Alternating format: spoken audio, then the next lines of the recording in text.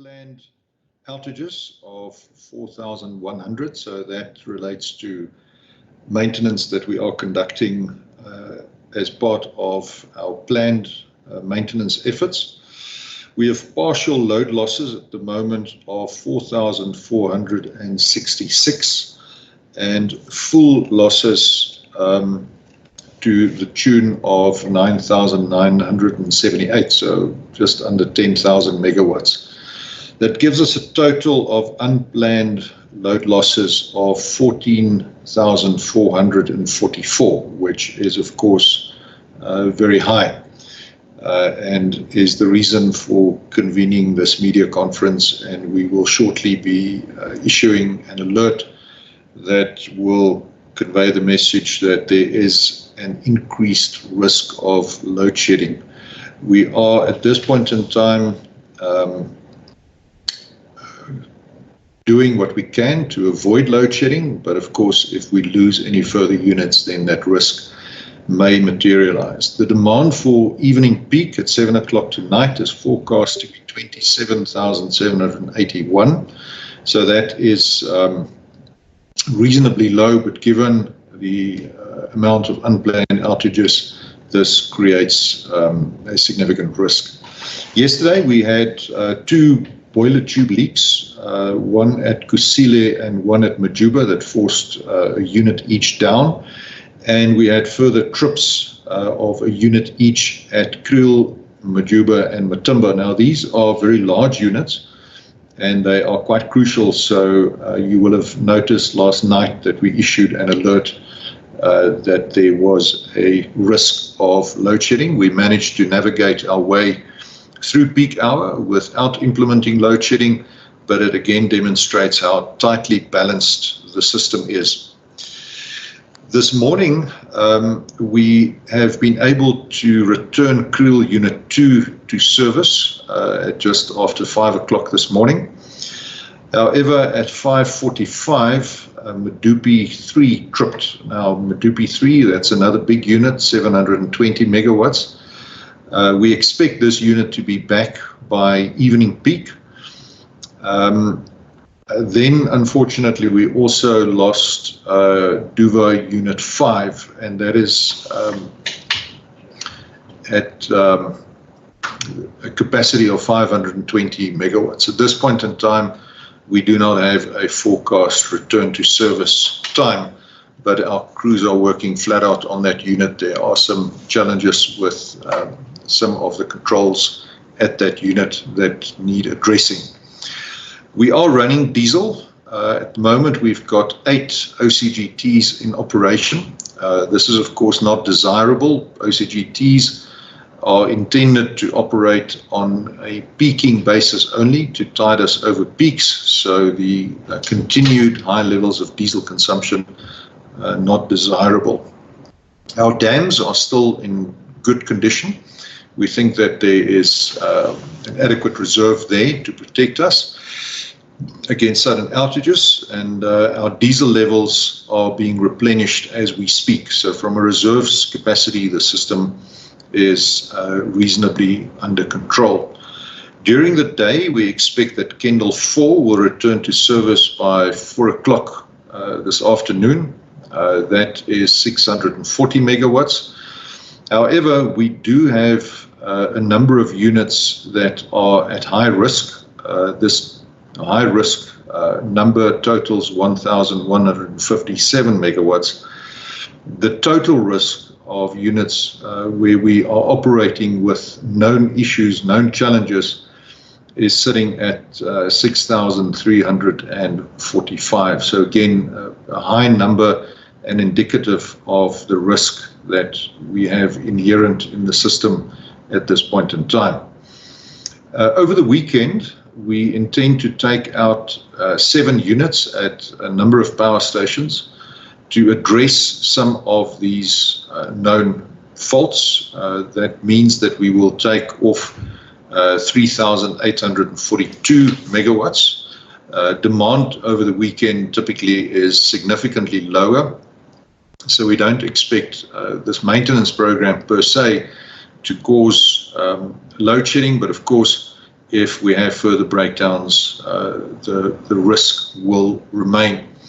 Once we have implemented those repairs, we should be in a position to return after the weekend with replenished dam levels, and also with our diesel levels being restored, and those challenges that we have addressed over the weekend.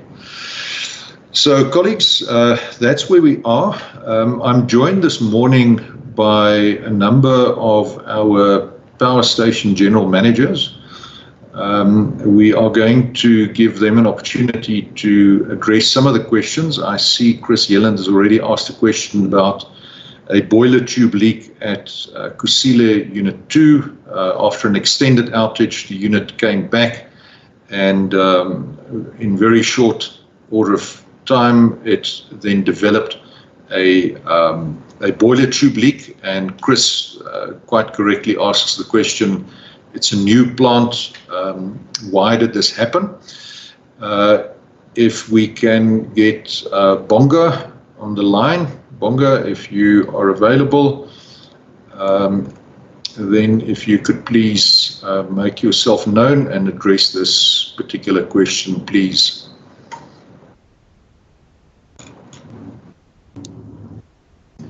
Okay. Thank you, Andre, and morning to everybody. Can you hear me, Andre? Yes, Bonga, you're loud and clear. Allow me to introduce you, Bonga Mashazi, Power Station General Manager of Kusile. He's been there a relatively short period of time, but in that period he has already started to turn things around, but obviously we've experienced some challenges now with this boiler tube leak. Bonga, please give a brief explanation in simple language as you can. Thank you. Okay, thanks, Andre. Okay, at Kusile, we are having a boiler tube leak on our unit number 1. Yesterday, which is on the 16th, at about 8:30, we received the suspicion of a tube leak from our operating staff, and they called our engineering team to come and investigate and confirm if indeed it is a tube leak. After the investigation, it was confirmed that there is a tube leak at about 63-meter level on the area between the evaporator and the superheater inlet area. So we then deloaded because the steam was coming out of the legging and clegging at around 70-meter level. And then at 15:30, we shut down the unit in order for us to do the repairs. As is, we are currently busy with the force cooling in order to gain safe access to the area, such that we can have a detailed inspection in order to quantify the extent of damage. Once that is done, the repairing scope of work will be developed and issued after both visual inspection and the non-destructive testing that we must do. Based on the findings, we will know the duration of the repairs, and we will continue to do a detailed investigation, including the analysis of failure mechanism, for us to know the root cause of the tube leak, so that we can put the measures in place. We are currently busy with the resources, Andre, and the media, mobilizing to make sure that we can repair this tube leak as quickly as we can.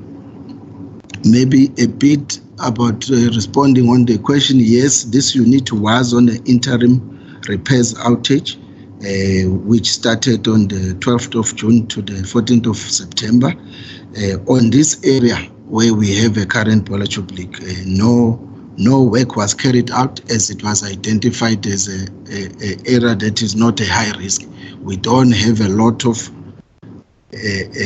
history on these areas. We only did dirty inspections, and there was no defects that were found. So through the process of root cause analysis and analyzing the failure mechanism, we can then be in a position to know why did we have it on this area. Thank you, Andrew.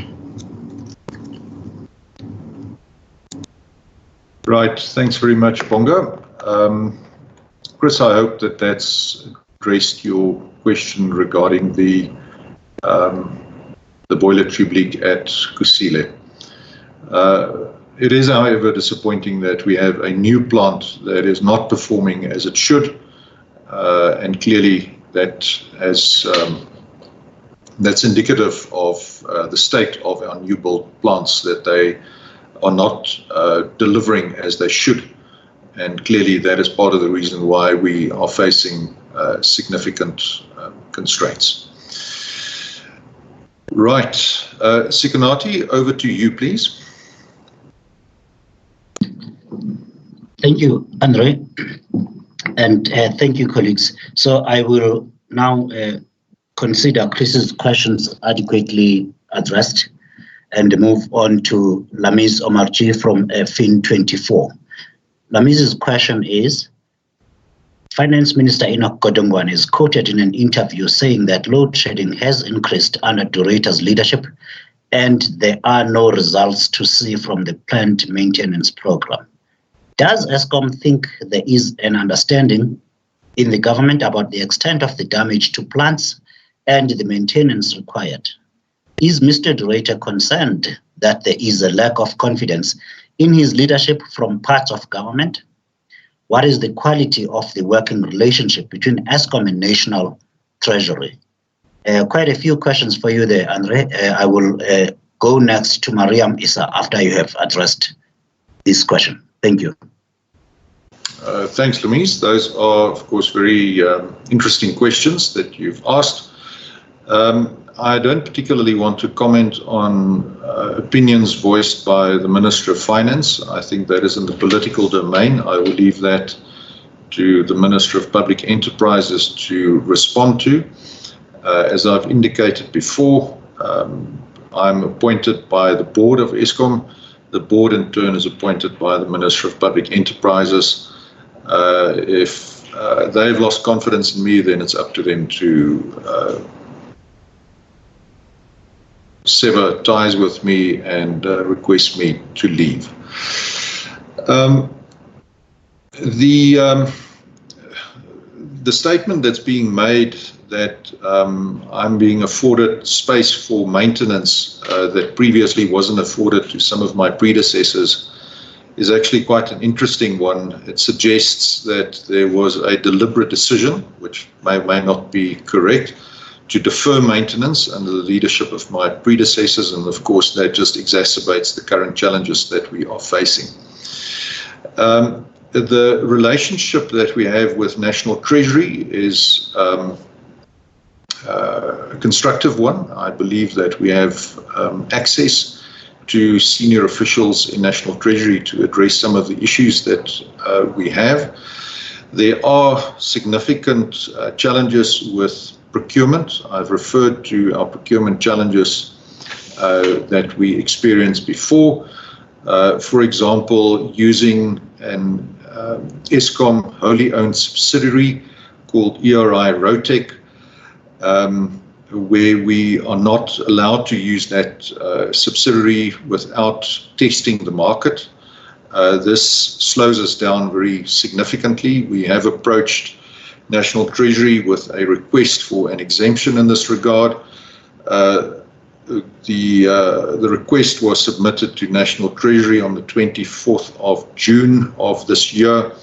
As I speak here, no response to that has been received. So that does have an impact on our ability to deploy resources to site to carry out much needed maintenance. And I think that is our major challenge, is on the administration of the Public Finance Management Act.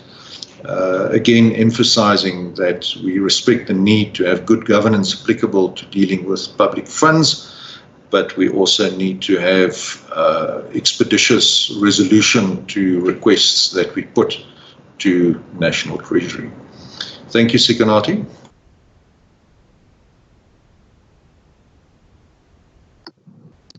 Thank you, Andre. The next set of questions comes from Mariam Issa. Mariam is with Finweek and a freelancer. Is there ever a day for the past weeks when you have been able to avoid using emergency generation backup? both the OCGTs and the pumped water reserves. She carries on. With all these breakdowns, employees must be under severe pressure. Are many people working overtime? And if so, could you give us an idea of how many? Rulani Matebula, you possibly could answer this question, please. Thank you. Yeah, thanks, Sikonati, and good morning to the media team. In terms of the diesel, yeah, from the time that we suspended load shedding last week, we had to obviously use our reserves to manage peaks. However, in the past day up to leading to today, we started using diesel extensively to try and sustain supply to meet the demand. In terms of the overtime, I might not be able to give the number of people that are working overtime, but our teams, including our senior engineers as well as our managers, under this condition, they find themselves having to work extra hours to try and make sure that the country is not left in the dark. That is the amount of effort that the team is using. It's taking a lot of strain and a lot of sleepless nights in trying to turn around the performance and trying to restore capacity into the grid. And we will have to continue to do so until the situation normalizes, unfortunately. Thanks, Sikonati. I thank you, Rulani. The next question is for André de Ruyter. It comes from Terence Creamer of Engineering News. What sort of reception does Mr. de Ruyter expect in the Portfolio Committee this morning? And what will his main message be? Short one, André. Terence, I suggest you tune in as soon as I'm done with this media conference, and then you can see for yourself what the reception will be. I have no expectations in this regard. I think the main message, apart from addressing the questions raised by the Portfolio Committee in terms of our annual results, which we are finally getting around to presenting, due to delays in the parliamentary calendar caused by local government elections, as well as some questions relating to statements made around Eskom and governance by the Auditor General. We will respond to those questions, and the main message again will be that if questions are asked around load shedding, is that we have consistently told the shareholder and everyone else that we need 4,000 to 6,000 megawatts of new generation capacity as soon as possible, and regrettably progress on this has been slower than required. So that is going to be the main message. Thanks, Sikonati. Thank you, Andre. Teresa Smith of ESI Africa wants to know, if you do need to implement load shedding today or during the rest of the week, do you foresee any trouble with municipalities not complying, and how will you deal with this if it happens? Is Monde Bala on the line, please? Maybe you can help with that question. Yes, Monde Bala is on the line, Sikonati. Thanks, Teresa, for the question. We certainly hope not. We have been having extensive engagements with all the municipalities that do their own load shedding. As of Friday last week, we've had a joint forum where all the control center officials were in attendance, being led by the system operator, whereby we discussed the issue in detail. So in short, we do not expect any issues with regards to how the load shedding will be executed. We will, however, continue to monitor the situation, and we will intervene whenever it's required. Thank you, Sikonati.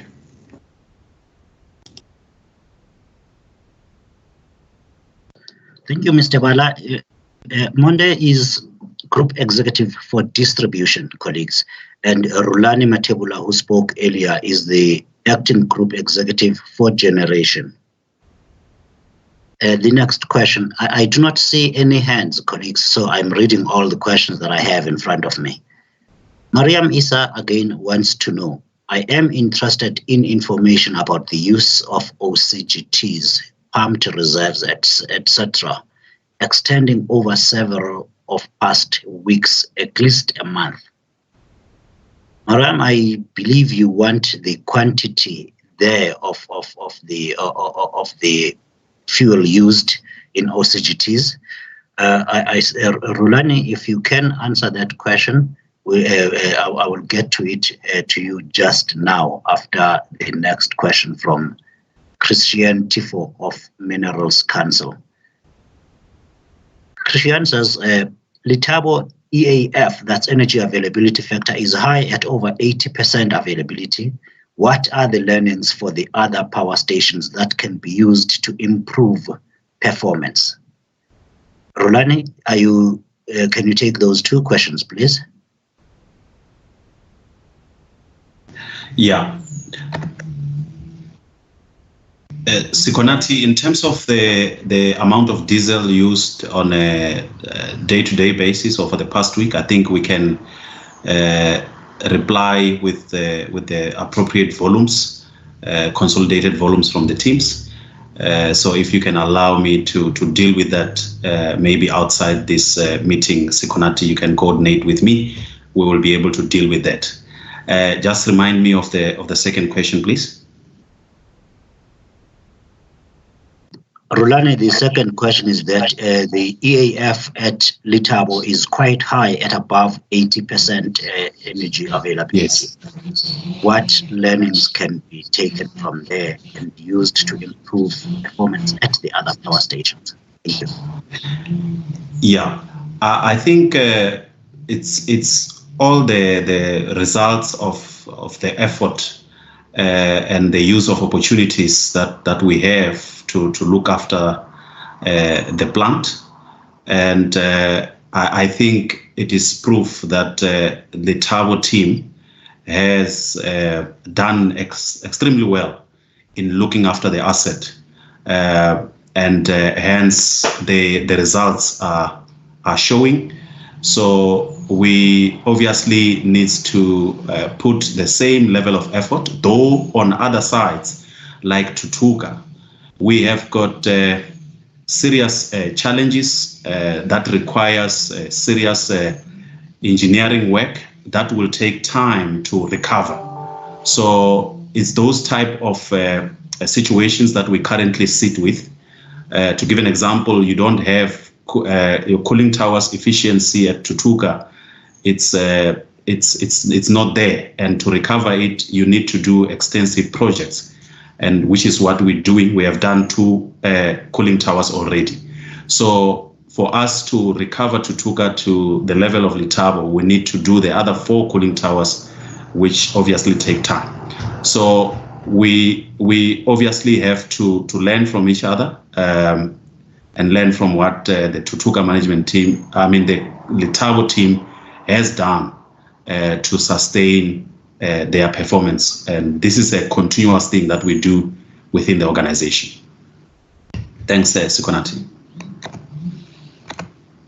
Sikonati, if I can just add there, I think one of the key reasons why Letabo is successful is that it is a mine-mouth operation. So it has a very consistent feed of coal of an acceptable quality. It's not a particularly good quality coal, but the fact that the feed is consistently the same clearly distinguishes it from power stations that are supplied by road from a number of different sources.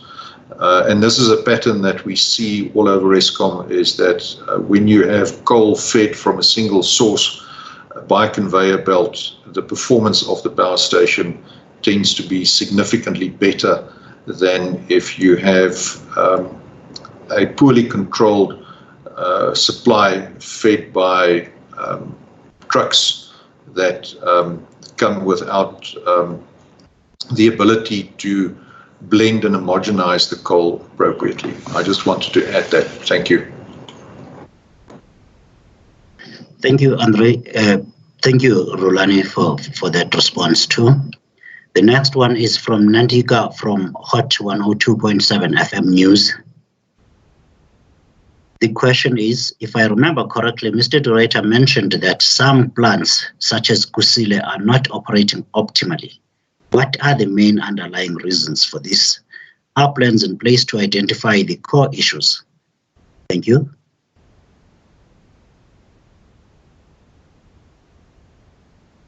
Rulani, can you take that one? Yes, Sikonati. When we brought the units of Kusile as well as Medupi, I think we had communicated previously that we have encountered some design constraints, which the team is addressing as we speak. Bonga is here. I think he can be able to allude to it. There's a number of issues that we have identified that needs to be dealt with.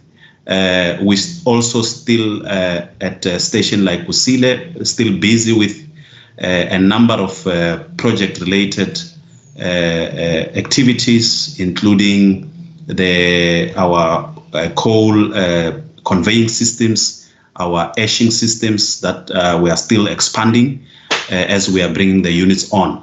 So those are some of the constraints that we are experiencing at these new power stations, but the team is dealing with it. We should be getting out of this very soon. Thanks, Sikonati. Rulani, thank you for that. Andre, do you want to add anything about the design defects and the modifications there too at both Medupi and Kusile? Yeah, thanks, Sikonati. Of course, we have been making changes to Medupi. We have completed the interventions at all 6 units at Medupi. We will now continue with the process at Kusile. Part of the legacy issue that we are facing, of course, is that in 1998, when Eskom warned the government that new capacity was urgently needed, that warning was not heeded. The delay that subsequently occurred meant that when Medupi and Kusile were conceived, it was designed essentially during construction, which is very far from ideal, and that led to a number of design errors and design defects that we've spoken about extensively in the past, being incorporated into the plants as they stand there today, and these defects are now being rectified.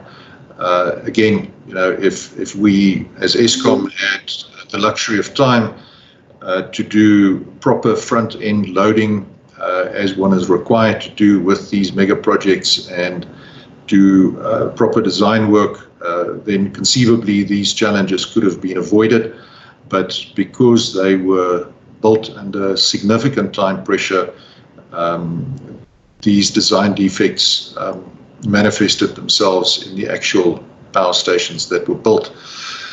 Now, this again speaks to the fact that when Eskom says we need 4,000 to 6,000 megawatts of new capacity onto the grid as soon as possible, this is a message that we have consistently been giving to government, to the shareholder, and we look forward to that capacity being made available so that we can get sufficient headroom to carry out the repair work and the maintenance as we've been communicating. Thank you. Thank you, Andre. Mwangi's hand was up. Mwangi, do you want to unmute yourself and ask your question, please? Identify yourself before you do that. Thank you.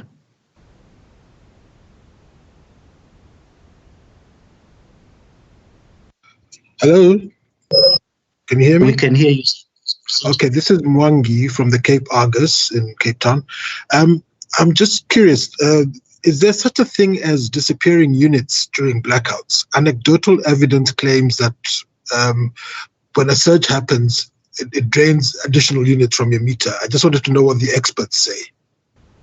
You are talking now about units at the consumer's at the consumer's point, yes. Meter. Yes. Thank you. I will allow Monde to answer that question shortly, Mwangi. Thank you. But I will read first a message from Dieketseng Malike of Business Report. My question is, what is delaying getting exemption from SARS to enable quick procurement? Dieketseng, that would be National Treasury under the Public Finance Management Act. Monde, please address the question on disappearing units for the consumers. Andre, please can you then, after Monde, tell us if Eskom has made contact with National Treasury with regards to acquiring any exemptions under the Pfma? Thank you. Yeah, no, thanks, Sikonati. I must be honest, it's the first time I'm hearing of this phenomena. Mwangi will definitely look into it. I am not aware that there is disappearing units once the power returns. But we'll certainly look into it, and if there's any further updates, we'll do so in the future. Thanks, Konate. Proceed, please, Andre. Thank you, Monde. Thanks, Sikonati. I think that question is best addressed to National Treasury. Thank you. Thanks, Andre. Terence Kramer wants to know if there is no movement on the way the Pfma is applied to Eskom, what is Eskom's plan for navigating that constraint while ensuring better quality procurement? That is a follow-up, Andre, on Dieketseng's question. Can you help with that? Terence, that is indeed a challenge.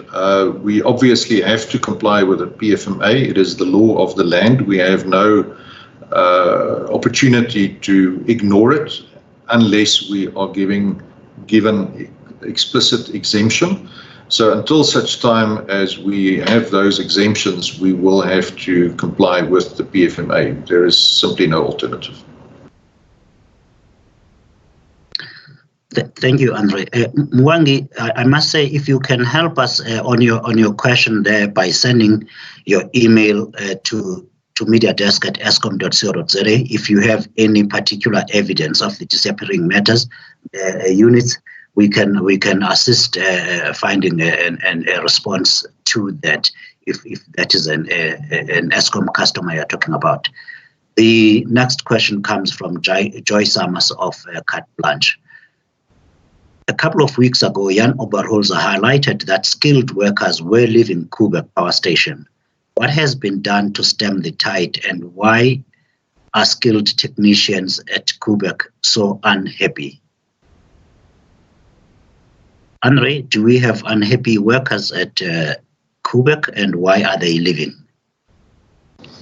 I don't think it's a question of being unhappy, Joy. It's a question of these workers being highly skilled and highly experienced, and they are very desirable in the global marketplace. So we have had a number of predominantly Middle Eastern companies that have approached some of our operators and offering them packages 3 times what the Eskom package is. So it's got very little to do with levels of motivation and a lot to do with the amount of money that people can earn. These are globally sought after skills. Eskom's got a good reputation in the nuclear industry in terms of operator skills, and therefore we have been losing staff internationally rather than due to any issue with staff morale or dissatisfaction. Thank you.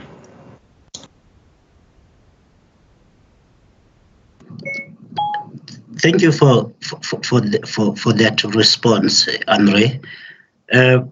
At this point, we have dealt with all the written questions and the one written, the one audio that we had from Wangi. Colleagues, the time is now 9:36. If there is any just last question, if possible, then we close. There is a hand up. Mariam Isa? Please unmute yourself. Sekhumoto, please mute yourself.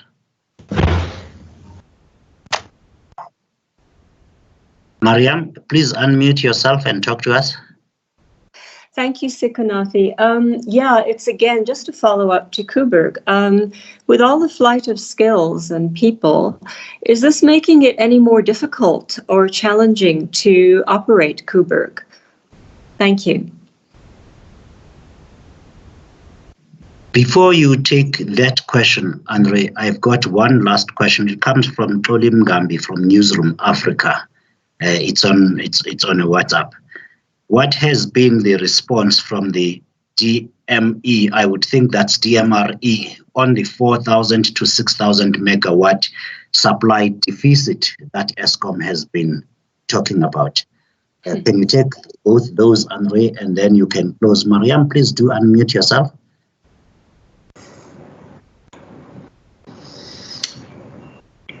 Right. In terms of the Kuberg challenge, we are dealing with that from an HR perspective to ensure that we have adequate retention mechanisms in place. At this point in time, the department that is particularly affected is the maintenance department. So we are augmenting skills there, and we are making sure that we can carry out the maintenance as is required. I may just add that in terms of benchmarking done by the World Association of Nuclear Operators, an entity called WANO, which Eskom is a member of, we recently had an extensive visit from a benchmarking team who went to the station, did extensive inspections and interviews. They also highlighted the skills issue. But the positive news was that where Kuberg had previously been a station in special focus, in terms of the ranking that WANO applies, this special focus has now been removed, lifted, and we are now again a station that is in the normal performance metrics as established by WANO. So we are very pleased with the huge effort that has gone into turning Kuberg around. Ridevan Bakadien, our Chief Nuclear Officer, has been doing an absolutely sterling job there in providing leadership to the station, and we are very happy with this improvement independently benchmarked in the performance of Kuberg. So I think I know Kuberg is always an emotional issue and people are very quick to get very anxious about it, but I can give the country and specifically Cape Townians the assurance that the plant is safe, it is well operated, it is well looked after, and this is confirmed not only by Eskom but also by independent international benchmarking. Right, Sikonathi, the final question that you got. Andre, the final question is, what has the Department of Mineral Resources and Energy done about Eskom's request, or what has been their response on the 4,000 megawatt to 6,000 megawatt supply deficit that we have been talking about? Yes, thanks, Sikonathi. So I think the important point to stress is that Eskom is designated as the single buyer of electricity in terms of power purchase agreements that are the outcome of procurement processes run by the Independent Power Producer Office, which reports into the Department of Mineral Resources and Energy. So the procurement is done by the IPP office, and then Eskom is requested to sign the agreement. So Eskom does not have the ability to go out in the market and invite bids for the supply of electricity. There are certain very limited exceptions, but these are for very small megawatts. The big movements can only come at this point in time from the IPP office. Of course, the recent announcement by the President that the licensing restriction for so-called own or embedded generation has been lifted from 1 to 100 megawatts has created another window, and we understand that NERSA has now published its requirements. So the opportunity for the private sector to now invest and wheel over the grid to their own customers without a power purchase agreement from Eskom, that opportunity has now been created, and we look forward to that being implemented, and that can be part of the solution going forward. The DMRE have run two processes. There was the emergency power procurement program. That program has met with some legal challenges. We await the outcome of those legal challenges. So at this point in time, the program is unfortunately held in abeyance, and there is nothing that Eskom can do about that. And then, as we said during the previous week, we're very pleased to see the announcement of the preferred bidders for approximately 2,600 megawatts for bid window 5, the renewable energy independent power producer program, bid window 5, and those bids have come in at an average cost of about 42 to 45 cents per kilowatt hour, depending on how you slice and dice the bids, which is highly competitive, really attractive costs, and we look forward to those processes being concluded as quickly as possible, again, that we can get the megawatts on the grid as soon as possible. Colleagues, unfortunately, as we have been speaking, there have been additional developments which shows that the system is indeed very finely balanced, and that it's a very dynamic situation that we have been dealing with. Due to the loss of Medupi, Kendall and Duva units, we now have insufficient generation capacity at our disposal, and as such we have no alternative but to implement stage 2 load shedding from 2 o'clock this afternoon until 5 o'clock on Saturday morning, the 20th of November. Again, our apologies for that, but we have a challenge with our remaining emergency reserves. Forecasting our projected diesel consumption has put us in a position where we are likely to deplete our diesel reserves too quickly, and that will create an undue amount of risk in the system, and consequently we have to preserve our emergency reserves. And the necessary implication of that is that stage 2 load shedding, just to repeat, will be implemented from 2 o'clock this afternoon until 5 o'clock on Saturday morning, the 20th of November. So, Sikonati, with that bad news, I think we have come to the end of this media conference.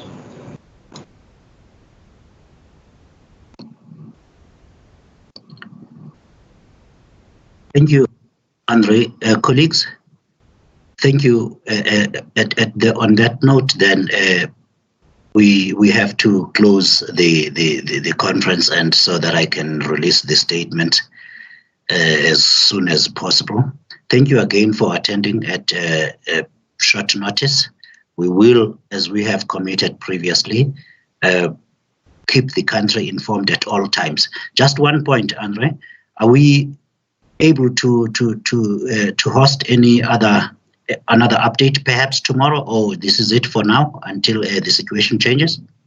No, we will do another update tomorrow morning at 9 o'clock. Thank you. Thank you, colleagues, and have yourselves a great day.